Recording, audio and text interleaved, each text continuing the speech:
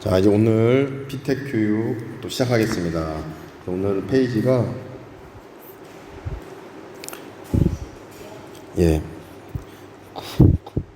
99페이지 99페이지입니다. 89페이지 못했던 부분은 좀 나중에 하고 오늘 역할론으로 바로 들어가겠습니다. 역할론 99페이지 보시면 되겠습니다. 항존직의 역할. 오늘도 양이 많습니다. 이제 뒤로 갈수록 이게 양이 많아가지고 아마 빨리 진행해 보겠습니다. 자, 기도하고 시작하겠습니다. 하나님 아버지, 오늘 피택 교육 진행됩니다. 교재를 통해서 항존직의 역할에 대해서 배울 때에 우리가 어떻게 교회를 살리고 또 하나님의 영광을 위해서 역할을 해야 될지를 바로 알아갈 수 있는 시간 될 수 있도록 도와주시옵소서. 예수님 이름으로 기도드립니다. 아멘. 아무튼 여러 가지 식사하시고 제일 피곤한 시간인데 이렇게 참여해 주시고 애써 주셔서 너무 감사드립니다.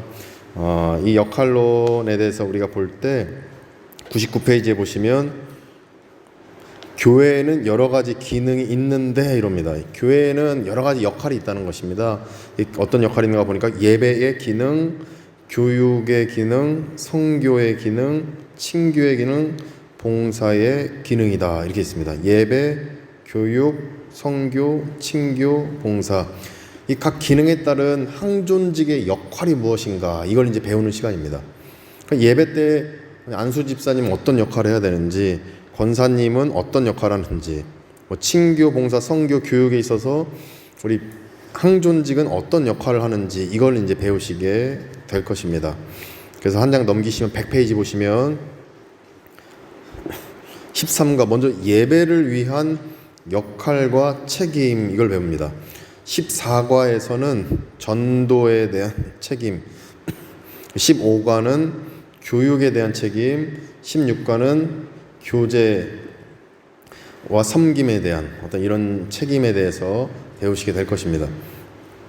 그래서 먼저 이 예배에 대한 게 제일 처음 나오는데 왜 그런가 보니까 101페이지 보시면 왜 예배가 제일 처음 우리가 배워야 되는가 보시면 1번 교회의 우선적 본질은 예배드립니다.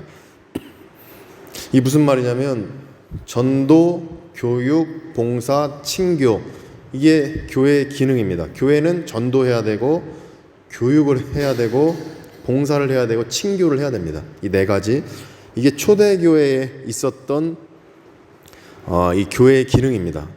그래서 사도행전에도 이 말씀이 기록되어 있는데, 그런데 이 전도, 교육, 봉사, 친교를 하시려면 예배를 드려야 할 수가 있습니다. 왜냐하면 예배를 드려야 하나님을 만나고, 하나님을 만나면 우리가 은혜를 얻게 되고, 그 은혜를 동력 삼아서 전도, 교육, 봉사, 친교를 할 수 있기 때문입니다. 그래서 우리가 예배를 위한 역할과 책임이 제일 교회는 먼저 나오는 것이고, 그 다음 전도, 교육, 봉사, 친교, 이렇게 이어지게 됩니다. 그래서 예배가 참 중요한 것이고, 이 예배, 주일 예배를 잘 들어야 그 주중의 삶이 어떤 하나님의 영광을 위한 삶이 또 이어지게 됩니다. 주일 예배를, 한국 같은 경우에는 우리 달력을 보게 되면 주일이 그 주의 시작입니다. 그래서 어제는 지난주라고 얘기합니다. 어제 토요일이죠. 주말, 지난주. 그래서 MBC에서 그 방송 중에 주말의 명화 막 이러죠. 토요일 날 항상 상영하는 거 주말의 명화. 이것도 토요일이 주말이기 때문입니다.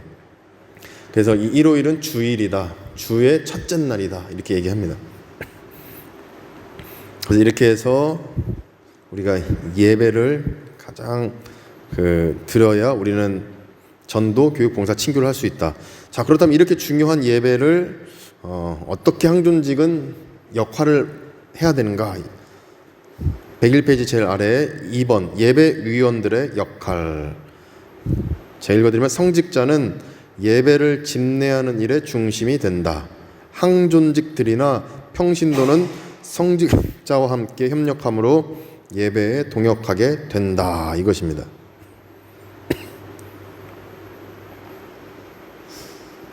이게 우리 항존직의 역할입니다. 성직자와 함께 예배를 동역한다. 예를 들면 성찬식 준비를 위해서 우리 항존직들께서 오셔서 우리 잔과 떡을 준비해 주시고 또 예배당 세팅을 도와주시고, 동안교회 같은 경우에는 남성교회 아니면 안수집사회에서 예배당 청소를 1년에 이제 2번 합니다. 상반기에 1번, 하반기에 1번. 그렇게도 섬겨 주실 수 있고, 근데 예배당은 2부 꼬망이 청소하죠. 동안교회도 청소하는 직원이 있습니다. 그런데 그분들은 그분들의 역할이 있고, 이제 안수집사님들께서는 기도 다 같이 한 다음에 예배당을 뭐 상반기에 1번, 하반기에 1번, 뭐 손이 못 미치는 곳 아니면 좀 다 드러내서 뭐 이렇게 청소하는 어떤 굵직굵직한 부분들을 진행하시는 것 같습니다. 그래서 그런 것도 있고요. 그리고 예배를 위해서 어떤 부족한 부분, 빠져 있는 부분, 뭐 이런 부분 섬길 수 있고, 그리고 예배를 다 마치고 나서 자, 교회 식당은 밑에 쪽입니다. 그래서 관광객 성도님들께 안내하는 역할도 뭐 여전도회가 한 명씩 2명씩 로테이션을 돌아가면서 할 수 있겠죠.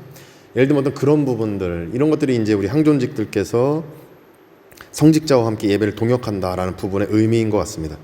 그러면서 102페이지 보시면 첫 번째로 찬송은 구속에 대한 감격과 감사의 표현이다.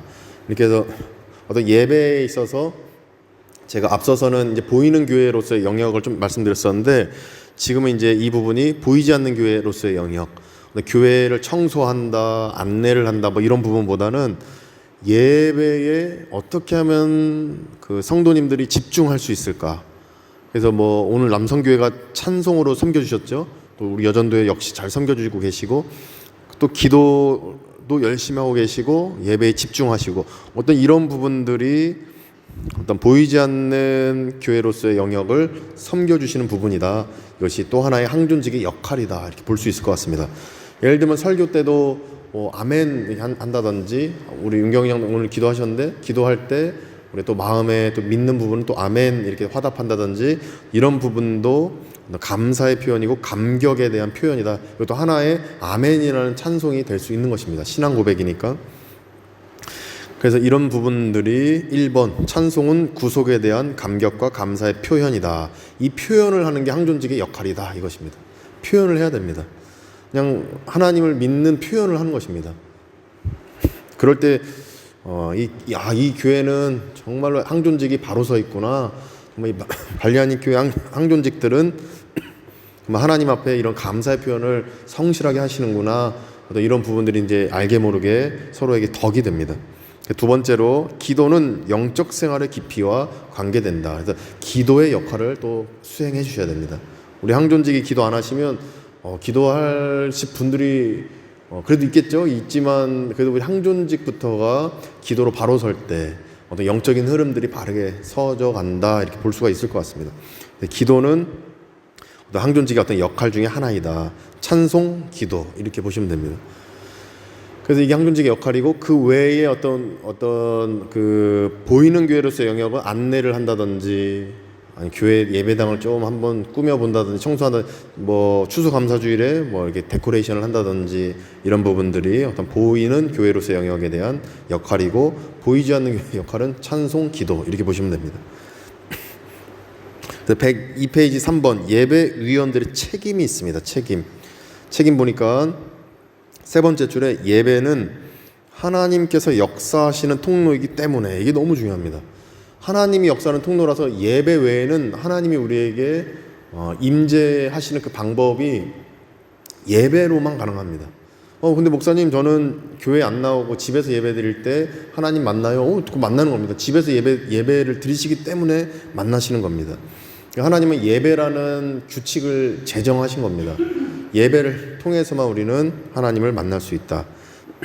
그래서 이렇게 통로이기 때문에 항존직들은 최선의 마음으로 최상의 예배를 드리도록 시도하며 참여해야 한다.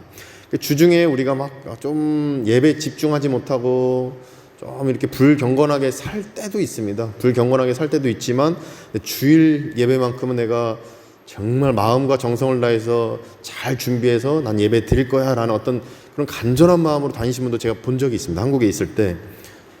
그래서 그분은 이제 담배도 잘 태우시고 술도 많이 드시는 그 집사님이셨는데, 지금 안수 집사님 받으셨어요. 목사님 제가 진짜 이렇게 하는데 주일 예배만큼은 참 목숨 겁니다. 이렇게 말씀하세요. 제가 그랬어요. 집사님, 하나님이 그 마음 받으실 겁니다. 하나님 받으실 거예요.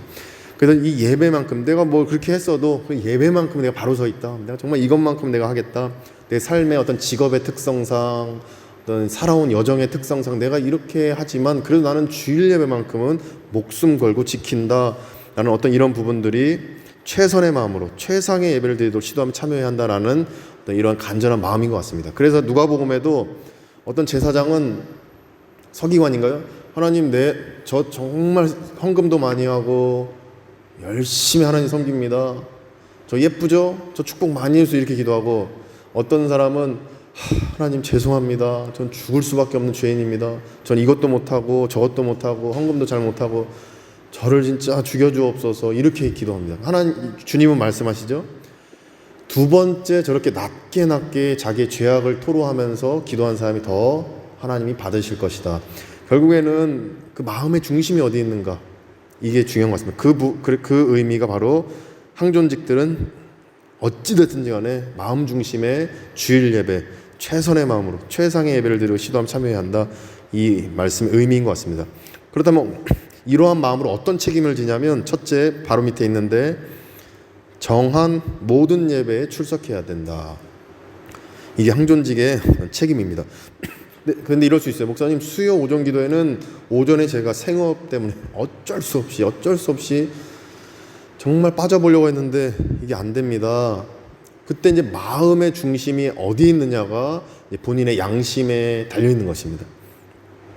그 마음의 중심에 정말 하나님께 있다라면 하나님 이해하시죠. 회사 사표 내고 와, 하나님이 그렇게 말씀 안 하시죠. 내 마음의 중심이 정말 수요 오전 기도에 매여 있다라면, 그래 내 아들아 내 딸아, 그래 그렇게 삶의 현장에서 빛을 내고 또 이렇게 너 또 예배 드리고 너의 마음을 내가 받는다, 이렇게 말씀하실 것 같습니다. 중요한 건 핵심, 모든 예배에 출석해야 한다. 둘째, 예배 시간 전에 정성을 다해야 한다. 예배 시간 전에, 어떻게 보면 토요일도 될 수 있겠죠.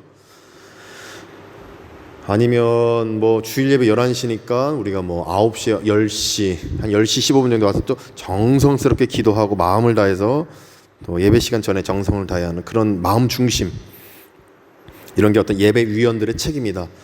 그럼 목사님, 예배 위원만 이렇게 하면 되죠? 아닙니다. 항존직은 예배 위원입니다. 다 예배 위원입니다. 항존직은 그냥 예배 부가 아니더라도 나는 예배 위원이야, 나는 항존직으로서 예배를 책임져야 돼, 이 마음이 그냥 있으셔야 되는 것입니다.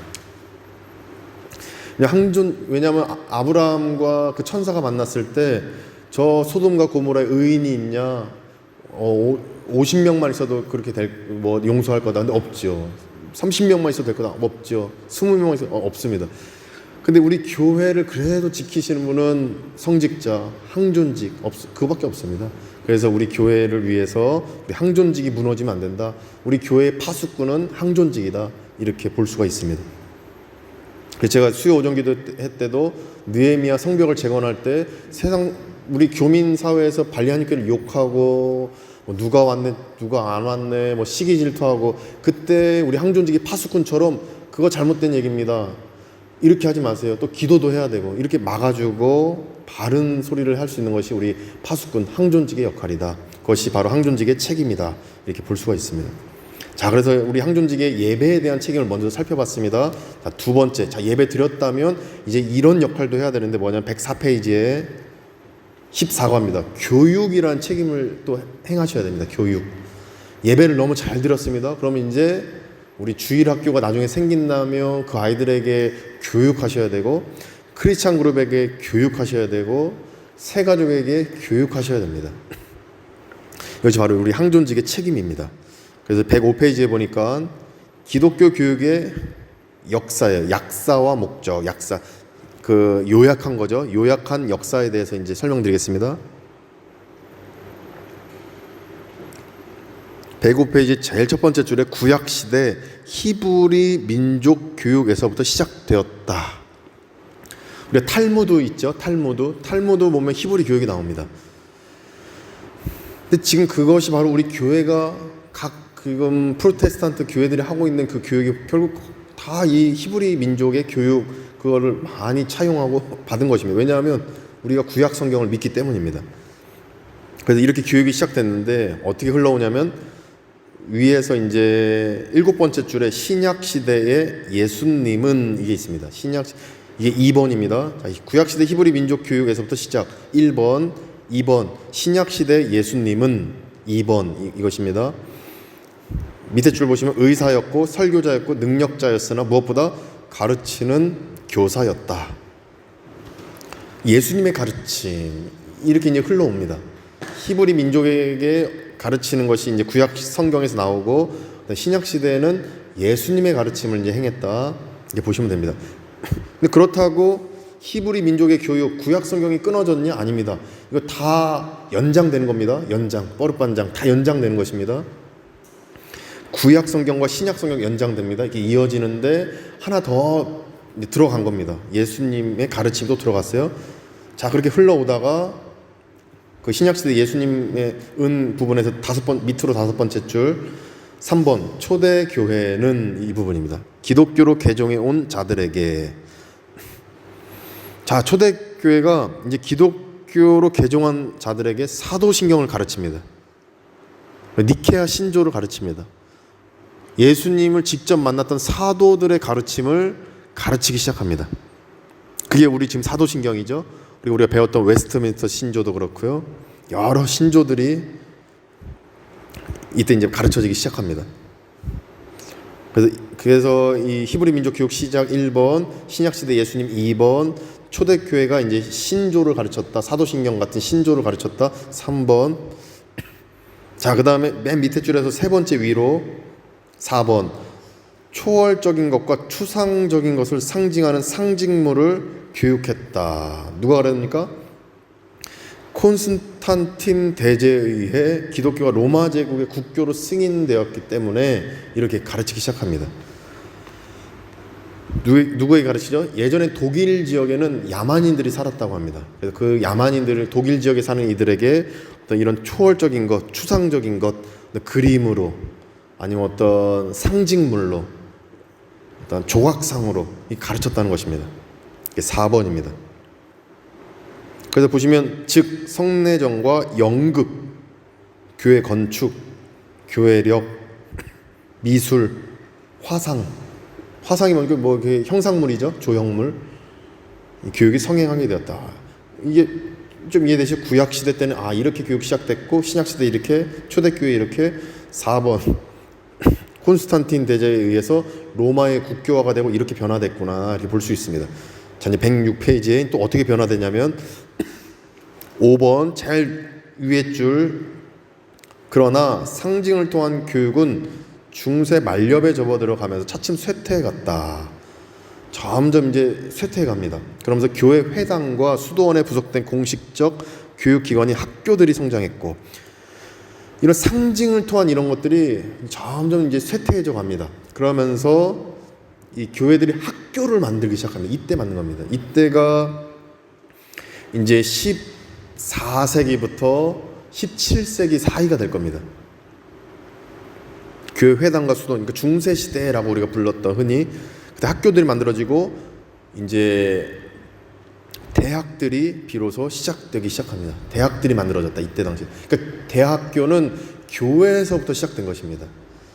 대학교도 제일 처음 가르치는 게 신학이고 그다음 철학을 가르칩니다. 신학이 모든 학문의 시작이다.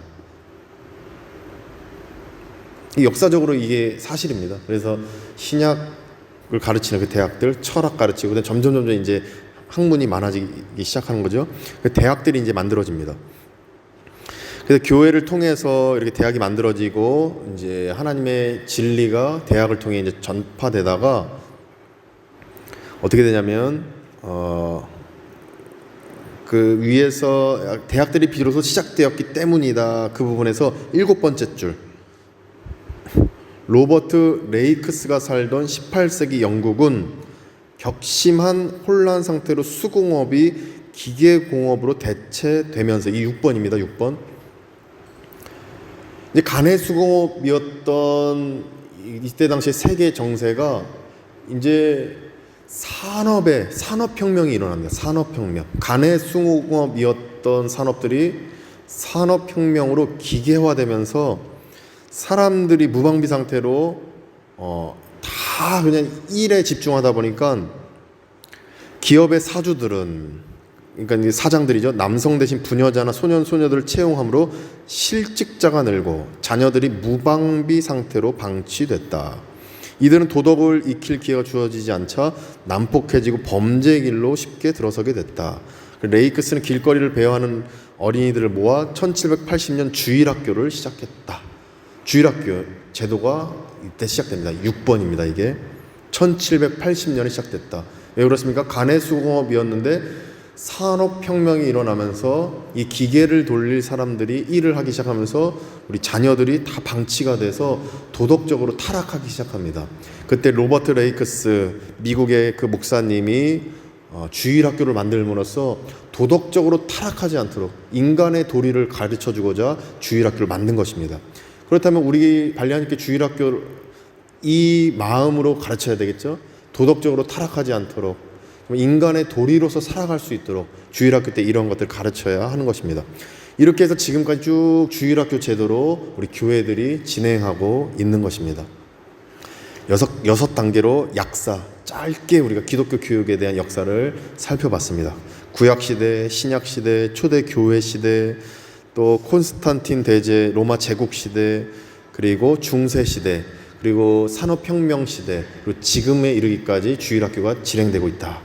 이렇게 우리가 짧게 살펴봤는데, 그러면 기독교 교육의 목적이 무엇인가? 로버트 레이크스는 도덕적으로 타락하지 않도록 인간의 도리를 가르쳐주기 위해서 했는데, 근데 이 목적, 이 로버트 레이커스가 어떤 목적으로 이걸 행했는가 보니까 107페이지에 보시면 107페이지 두 번째 단락 밑에서 9번째 줄에 있습니다. 기독교 교육의 목적은 이렇게 써 있습니다.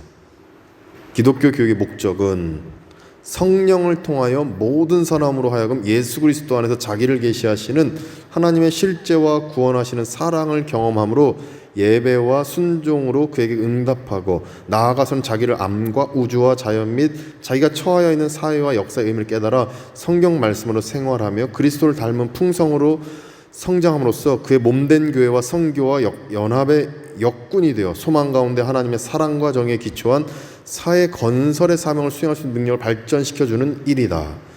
좋은 것 다 들어갔어요. 한마디로 예수님 제자 만드는 것, 이렇게 보시면 한마디로 예수님 제자 만드는 것, 이 기독 교육의 목적입니다.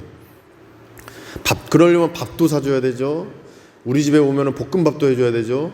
뭐 커피도 좀 대접해줘야 되죠. 과일도 깎아줘야 되죠.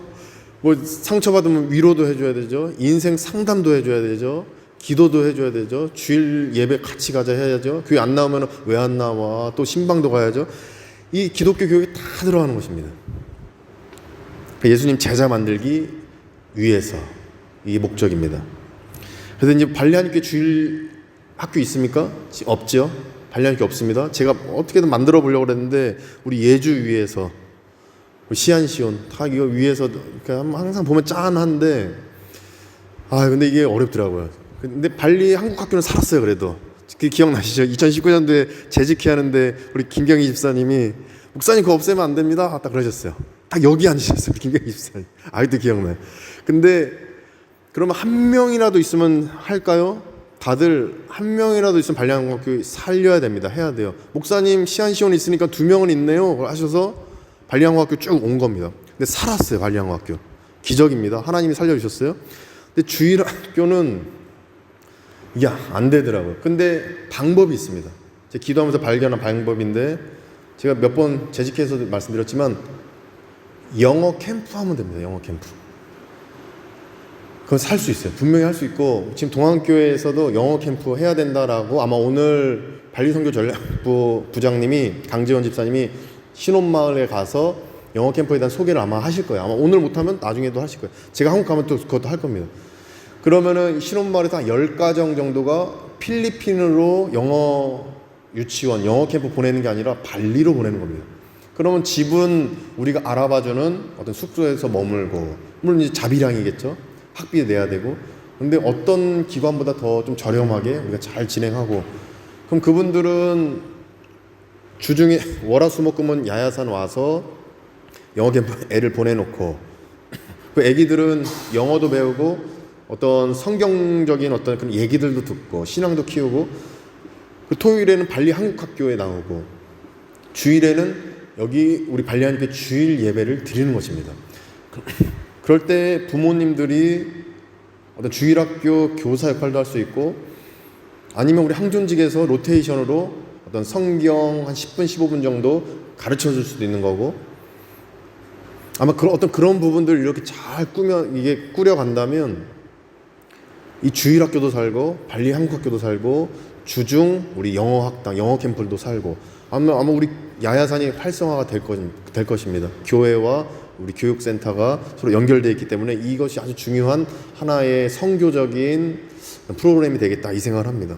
발리 한인교회는 주일학교를 살리기 위해서 어떤 영어 캠프, 이것에 한번 이제 우리 목사님과 새로 오실 목사님과 잘 우리 항존직이 만들어 가신다면 좋은, 물론 이제 우리 비전센터 사무실 직원들이 협조를 해야겠죠. 행정적인 부분을 만들어 간다면 놀라운 정말 역사가 일어날 거다, 이런 생각을 하게 됩니다. 근데 처음부터 우리가 50명 모집해야지 100명 모집해야 되지, 안 됩니다. 그래서 작게 10가정, 딱 맥시멈 10가정, 아니면 뭐 이거 안 된다 그러면 5가정, 뭐 이렇게 이제 한정 지어서 한다면 큰 무리가 안 될 것이다. 나중에 커진다면 나중에 20가정, 뭐 30가정 이렇게 해도 될 수 있겠죠. 그렇게 진행하시면 좋겠다, 이 생각이 듭니다. 그래서 아무튼 핵심은 기독교 교육의 목적은 예수님의 제자로 만드는 것. 그래서 107페이지 2번 보시면 교회와 기독교 교육, 그래서 뭐라고 나오냐면 108페이지에 이제 한마디로 항존직은 어떤 역할을 하는가 보면 108페이지 1번 교사로서의 항존직. 항존직은 기독교 교육에서 교사이신 것입니다. 다. 목사님 저는 성경에 대해서 잘 몰라요. 근데 아는 것만 가르치시면 됩니다. 아는 부분, 삶에서 경험했던 간증들, 이게 다 하나의 어떤 놀라운 이 가르침의 그 은사들인 것입니다. 그래서 제가 보면 교사로서 항존직 보면 교회 학교 교사는 젊은 청년들이나 젊은 성인들이 담당하는 것을 생각해서는 안 된다.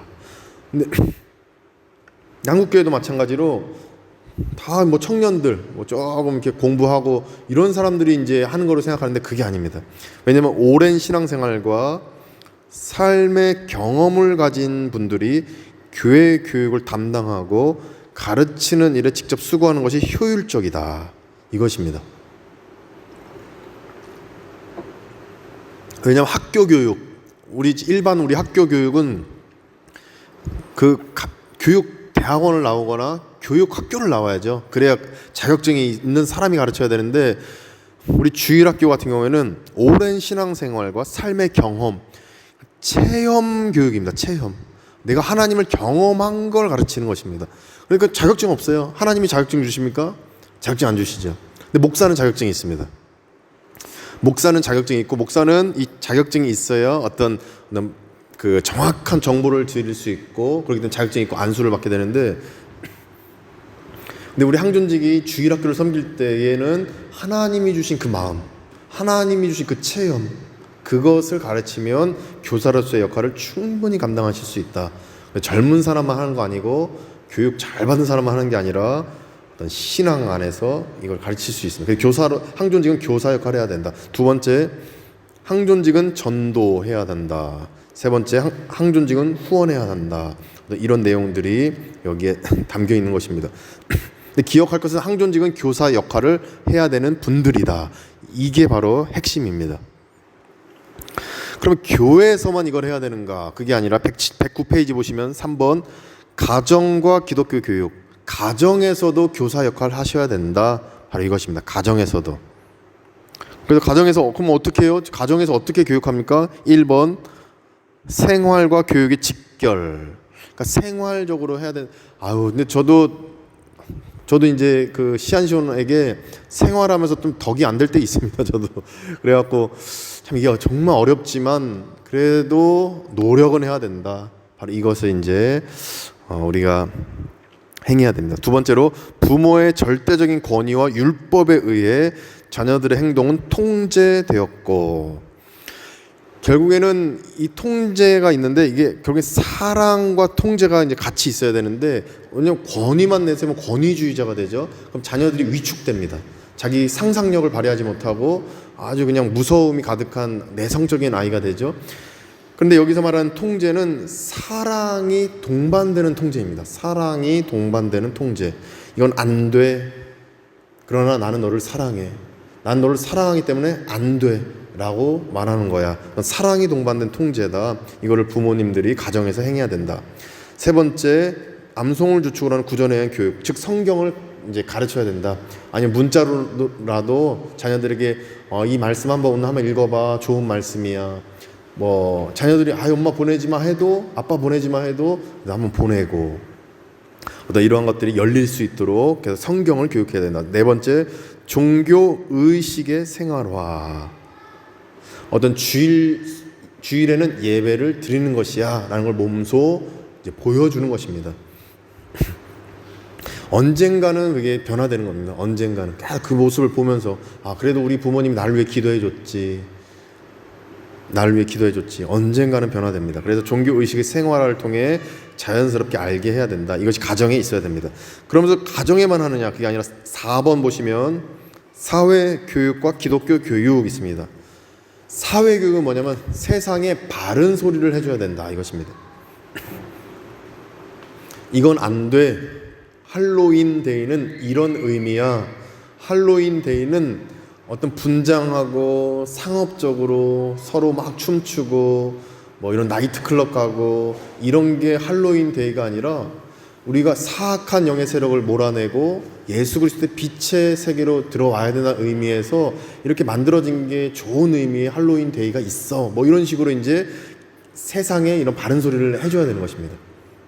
이것이 교회가 해야 될 역할이다. 다섯 번째로 기독교 교육이 하는 일. 그래서 1번부터 8번까지 있습니다. 한마디로 예수님의 제자 만드는 일을 기독교 교육이 하고 있다. 이렇게 보시면 됩니다. 예수님 제자를 만드는 일을 기독교 교육이 하고 있다. 1번에는 인격적 관계를 하나님과의 만남을 얘기하는 것이고 2번 보시면 또 예수님을 구세주로 체험하고 일상생활과 행동 속에 표현해 갈 수 있도록 돕는 것이고 또 6번째 보시면 신앙의 가정이 지니는 의미의 중요성을 인식하고 또 가르치는 것이고 좋은 얘기들이 1번부터 8번까지 있습니다. 한마디로 하나님의 온전한 자녀로 만드는 것, 예수님의 제자로 만드는 것, 이게 기독교 교육이 하는 일이다 보시면 됩니다. 이렇게 본다면 주일학교가 정말 있어야 됩니다.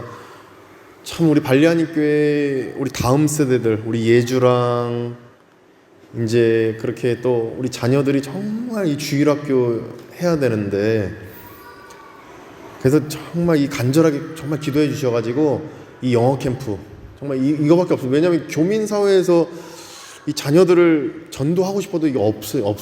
아무래도 없고 제가 볼 때는 한국에서 와서 이렇게 주일 학교가 성립될 수 있도록 어떤 추진하고 계획 잡고 프로그램 진행하는 것이 우리에게 가장 좀 빠른 길이 아닐까 저는 조심스럽게 이렇게 우리 항존직 분들께 말씀을 드리게 됩니다. 112페이지 보시면 그 다음 이제 성교입니다. 성교에 대한 책임이 있습니다. 우리 항존직께 예배를 잘 드렸다면 교육에 대한 책임 지셨죠. 성교에 대해서도 책임을 지셔야 됩니다. 어떤 책임이냐면 성교의 필요성 우리가 잘 아실 것입니다. 성교는 당연히 해야 되는 것인데 114페이지 보시면 올바른 선교관은 무엇인가. 자, 선교는 해야 된다. 그런데 우리가 좌로나우로나 치우치지 않고 그 올바르게 선교에 대한 이 관점을 가져야 되는 뭐냐면 첫 번째, 선교는 교역자의 전유물이 아니다. 선교는 목사님이 하는 거야, 선교사님이 하는 거야. 아닙니다. 우리 항존직도 함께 하시는 것이 선교다. 선교는 결국 성도라면 다 하는 것입니다. 왜냐하면 5번째 줄에 마태복음 28장 19절 20절에 보면 부활하신 예수님은 11 제자들에게 너희는 가서 모든 민족을 제자로 삼아 아버지와 아들과 성령의 이름으로 세례를 베풀고 내가 너희에게 분부한 모든 것을 가르쳐 지키게 하라 라고 말씀하셨기 때문입니다. 이거는 모든 믿는 자들에게 주신 예수 그리스도의 그 명령입니다. 선교는 모든 성도님들이 하셔야 되는 것이다. 교역자 아니면 선교사님만 하는 게 아니다. 자, 두 번째, 전도는 은사가 아니다. 전도는 이 사람은 은사 받아가지고 전도 진짜 잘해. 이 사람은 전도에 대한 어떤 달란트를 받았기 때문에 진짜 잘하는 사람. 나는 그런 거 없고 그냥 다른 쪽으로 교회 섬길 거야. 그게 아니라 다른 쪽으로 섬기는데 전도는 그냥 당연히 해야 될 의무이다. 이렇게 있습니다. 세 번째 줄에 전도는 구원받은 성도의 당연한 의무이다. 은사이다가 아니라 의무이다. 찬양대 나는 은사가 있어. 그런데 전도는 의무니까 할 거야. 나는 어떤 주방 봉사에 대한 은사가 있어. 그런데 나는 성도니까 전도를 할 거야. 이게 되는 것입니다. 모든 사람이 해야 되는 게 전도이다. 근데 전도자로서의 어떤 자격이 있습니다. 115페이지에 보시면 이 115페이지에 있는 전도인의 자격과 우리 발리에 있는 선교사님들 한번 비교하시면 좋을 것 같아요.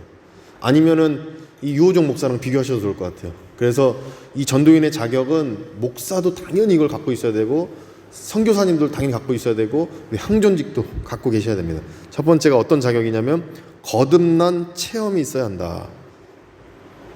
근데 이거는 다 자격되는 것 같아요. 다 거듭난 체험이 있죠.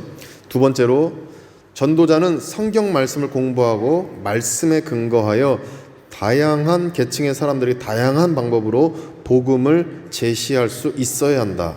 뭐 남녀노소 어떤 사람이 어떻게 우리가 만나게 하나님 연결시킬지 모르니까 그 각계각층의 사람들에게 복음을 이제 제시할 수 있어야 됩니다. 세 번째로 전도자는 자신이 속해 있는 교회에 대한 자긍심과 함께 하나님 나라의 확장이라는 넓은 의미에서 인식을 가져야 한다.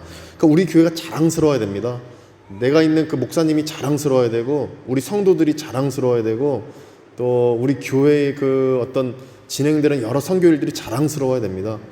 어떤 이런 부분들이 바로 교회에 대한 자긍심과 함께 어떤 넓은 의미에서 인식을 가져야 된다. 바로 이런 의미인 것 같습니다.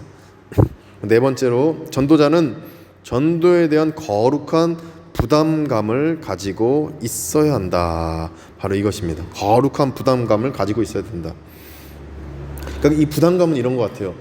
내가 이렇게 남에게 피해를 주고 어떤 책임을 지지 않았을 때 전도의 길이 막히면 어떻게 하지? 내가 이런 행동을 함으로써 우리 교회에 선교가 막히면 어떻게 하지? 내가 이렇게 다른 가게에 피해를 줬는데 책임을 안 지고 가만히 그냥 입 닫고 있음으로써 선교의 길이 막히면 어떻게 하지? 선교사님들이 생각하셔야 되고 저도 생각해야 되고 우리 항존직도 이런 생각들이 있어야 돼. 이게 바로 거룩한 부담감인 것입니다. 근데 내가 복음 전해야 되는데 당연히 그거는 기본인 거고 근데 내가 이렇게 잘못함으로써 거룩한 선교의 길이 막힐까 너무나도 죄스러운 마음들 어떤 이런 거룩한 부담감이 당연히 선교사님들께 목사에게 또 항존직에 있어야 된다 어떤 이런 생각을 4번을 그렇게 적용해 봅니다. 자, 그래서 선교에 대한 어떤 이러한 책임이 우리 항존직에 있고요. 예배를 잘 들으신 우리 항존직은 이제 117페이지 친교에 대한 책임이 또 따르게 됩니다. 친교. 자, 교육에 대한 책임, 선교에 대한 책임, 친교에 대한 책임이 따르시게 됩니다. 자, 그래서 118페이지 보시니까 1번 가장 가슴 아픈 이야기. 뭔 얘기인가 보니까 성경에 나오는 이야기 중 가장 가슴 아픈 이야기는 가인이 동생 아벨을 죽인 사건이다. 형이 동생을 죽였다. 돌로 쳐서. 정말 가슴 아픈 이야기죠. 이 어떤 죽음이든 가슴 아픈 것인데 어떤 질투심, 시기 때문에 동생을 죽였다. 이게 가슴 아픈 이야기입니다. 이것과 반대로 행하는 게 친교인 것입니다. 이것과 반대로 행하는 것이 친교이다. 가장 기쁜 이야기, 가장 행복한 이야기, 이게 바로 친교이다. 그래서 우리 발리 한인교회 그 예배 후에 친교의 식탁 친교의 식탁은 가장 기쁜 이야기가 되도록 항존직들께서 만들어 가셔야 되는 것입니다. 가장 기쁜 이야기. 그럼 어떻게 기쁜 이야기를 만들어낼까? 여러 가지 이것들을 목사님과 상의하시면서 이제 만들어 가시는 것이 우리 항존직의 역할이다.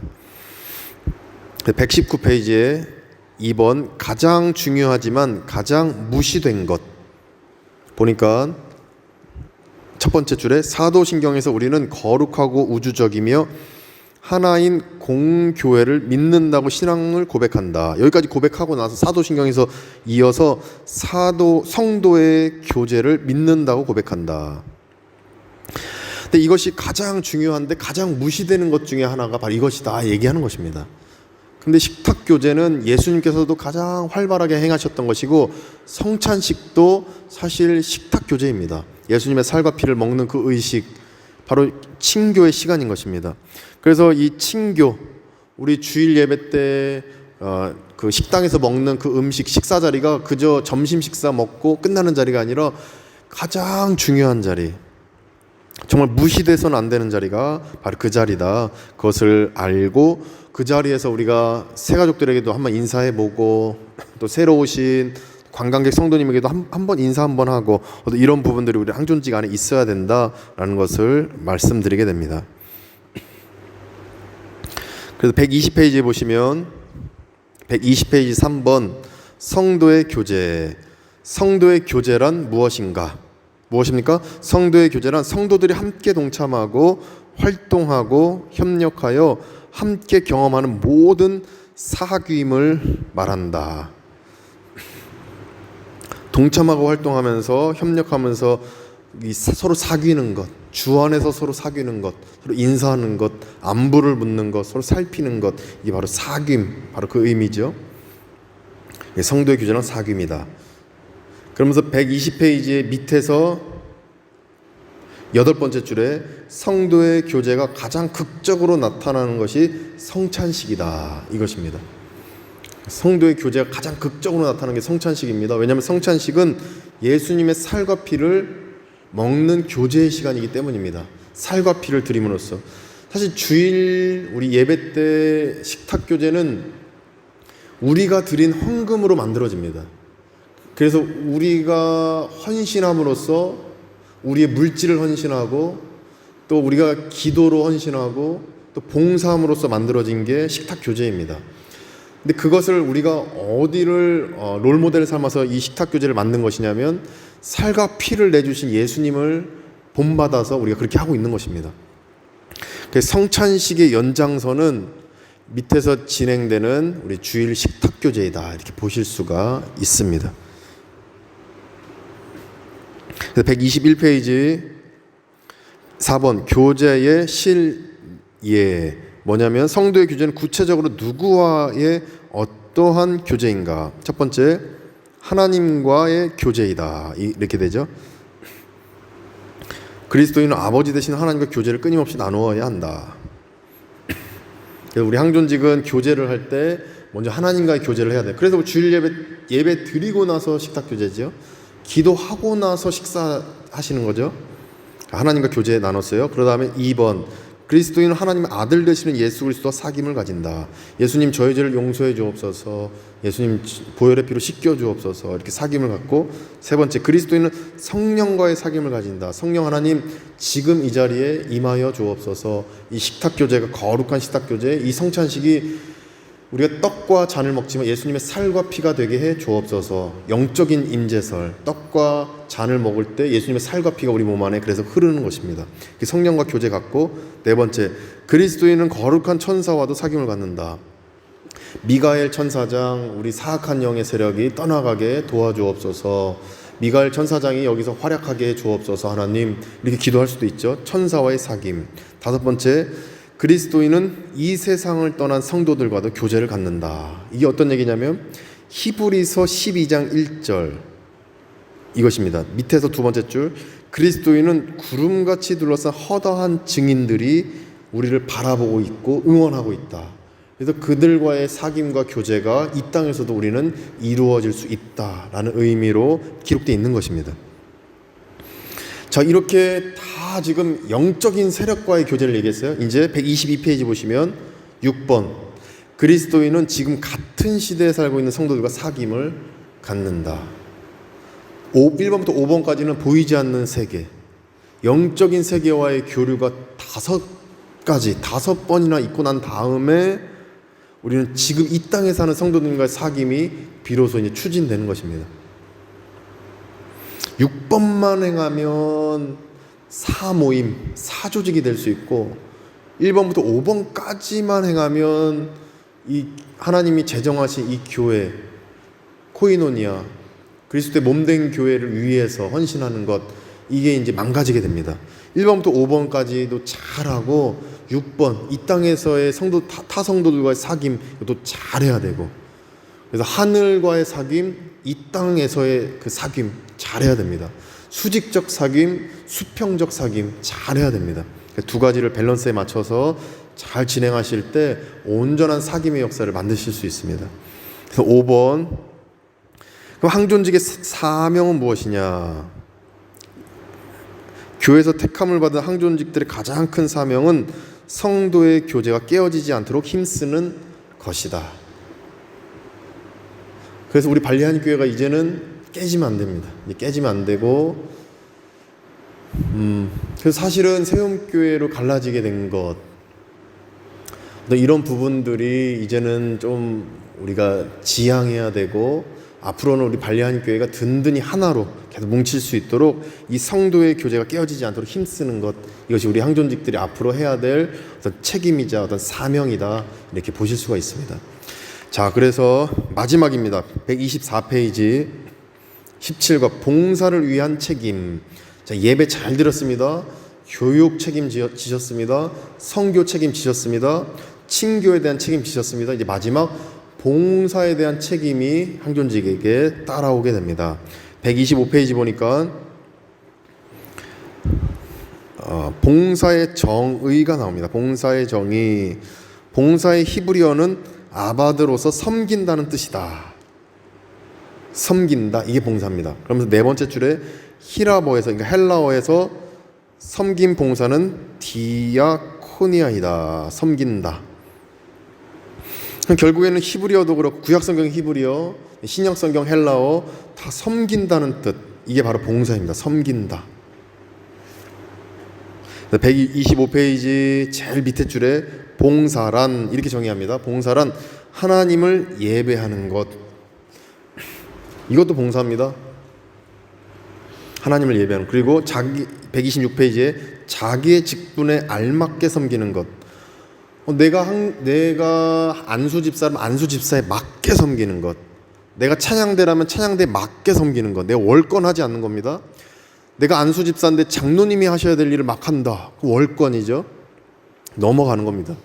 그리고 너무 오버하는 거죠. 근데 장로님이 안수 집사님이 하셔야 될 일, 아니면 우리 청년이 해야 될 일을 하면 그것도 사실은 잘못된 거죠. 그 자기의 직분에 알맞게 섬기는 것, 또 자기 자신을 온전히 드리는 것, 자기 자신을 겸손히 굽히는 것, 이것이 바로 봉사이다, 이렇게 얘기합니다. 겸손하게 하는 거죠. 봉사는 내가 이만큼 했으니까 나 이 정도 말할 수 있지, 내가 이만큼 했으니까 이 정도 권리는 나한테 줘야지, 권리를 주장하면 안 됩니다.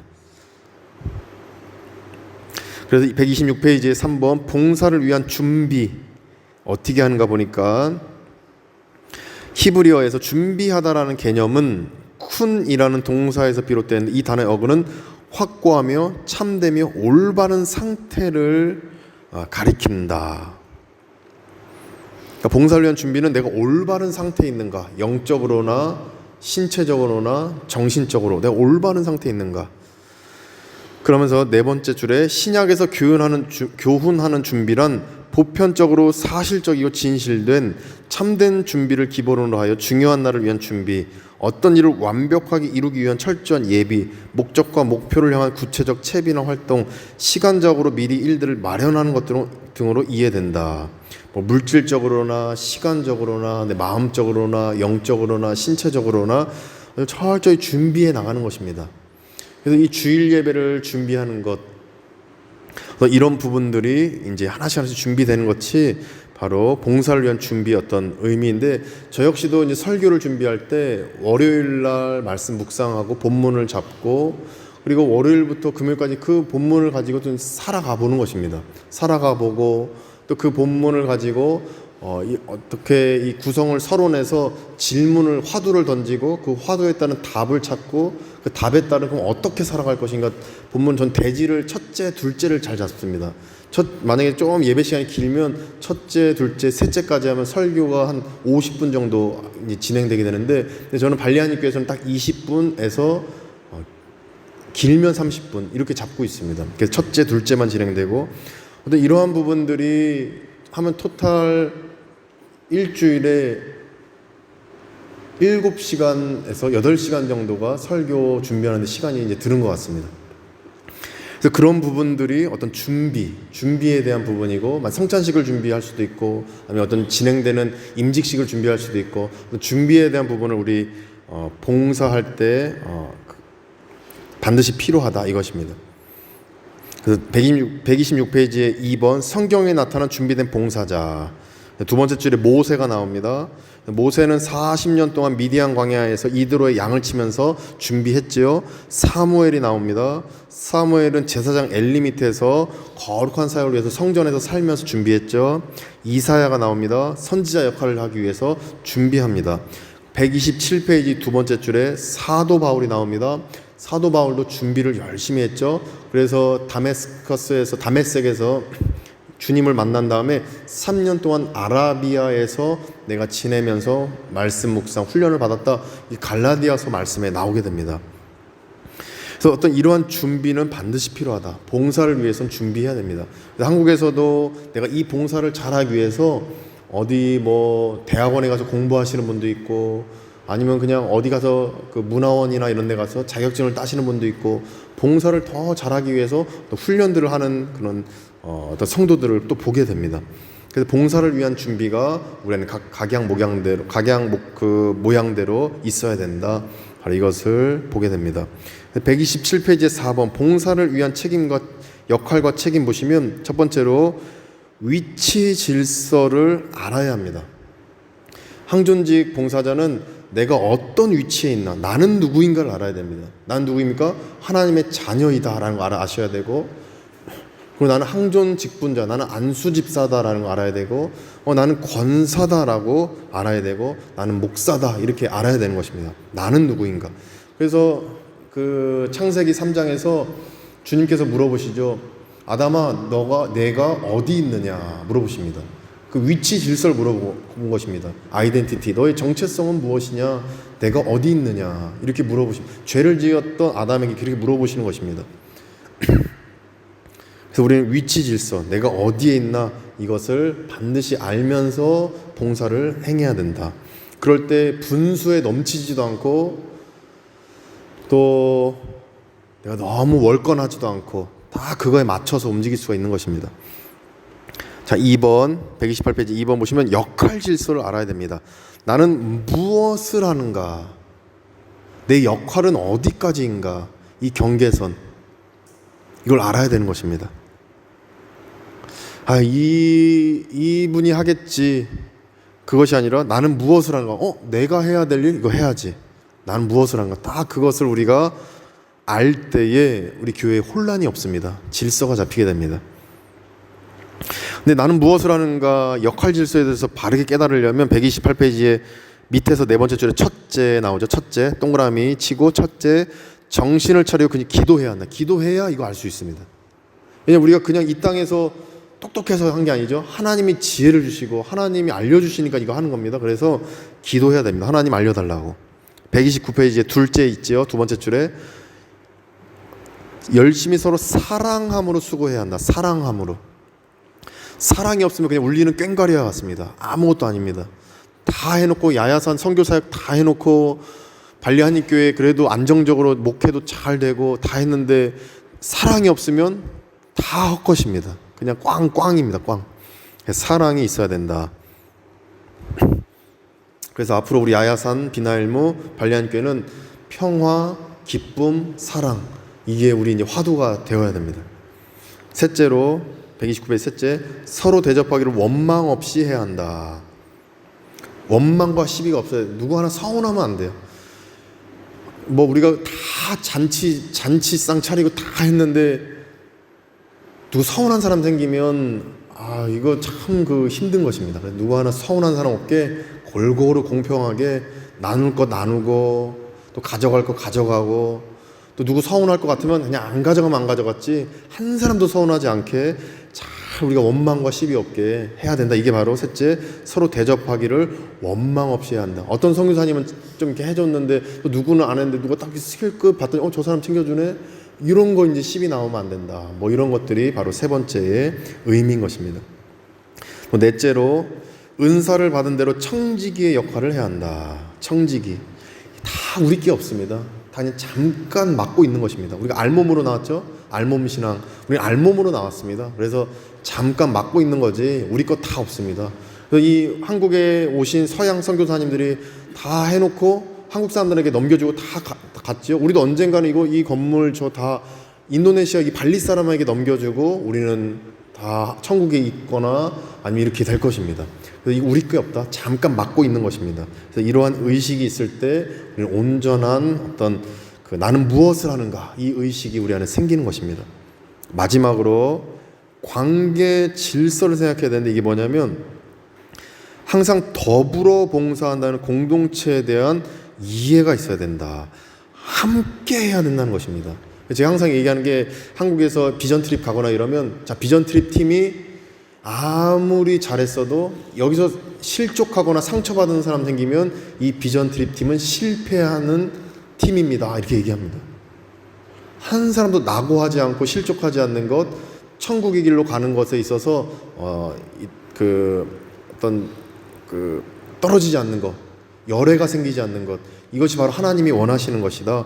관계 질서 항상 함께 가야 된다는 것, 바로 이것이 이 관계 질서의 핵심입니다. 그래서 첫째는 나오는데 동그라미 치시면 되는데 첫째는 말에 대한 가르침으로 무슨 말을 하려거든 하나님의 말씀을 하는 것 같이 하라고 했다.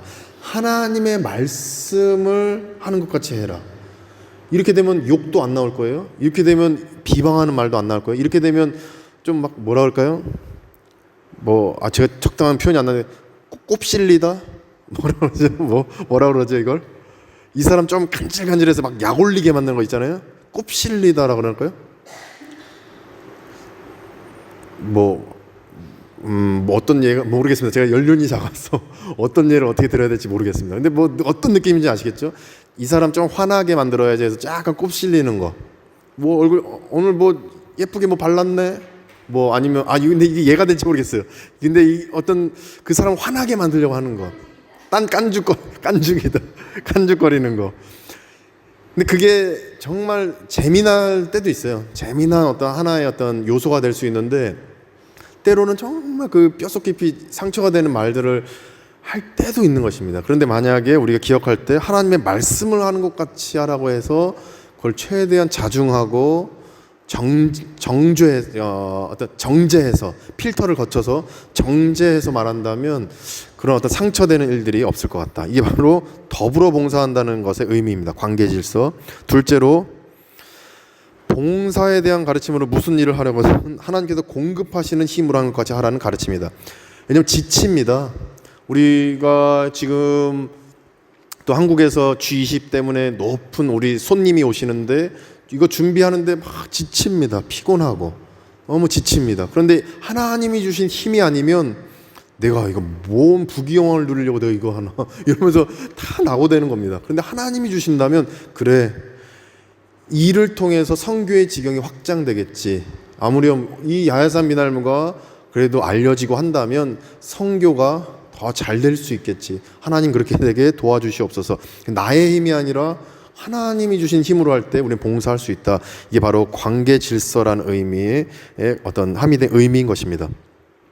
자, 이제 끝났습니다. 그래서 우리가 예배 잘 드리시고 우리 항존직은 교육에 대한 책임, 그리고 선교에 대한 책임, 그리고 우리가 앞으로 계속해서 어떤 섬김에 대한 책임, 그리고 친교에 대한 책임, 친교 봉사 이 책임을 우리가 해 나가야 된다. 이것을 배우게 됩니다.